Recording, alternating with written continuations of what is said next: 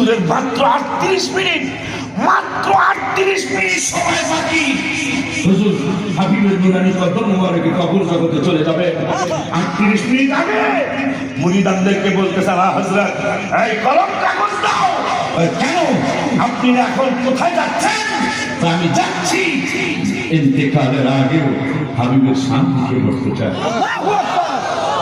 কি লিখবেন? আমি তো মিলাদ শরীফে লিখেছি মুস্তাফা জানে রহমত में लाखों सलाम समय बजने हिदायत में लाखों सलाम। लास्ट আমি শিখিয়ে গেছি মদিনা के चांद हजारों सलाम, मदीने के चांद लाखों सलाम, मदीने के चांद करोड़ों सलाम, मदीने के चांद लाखों सलाम। আমার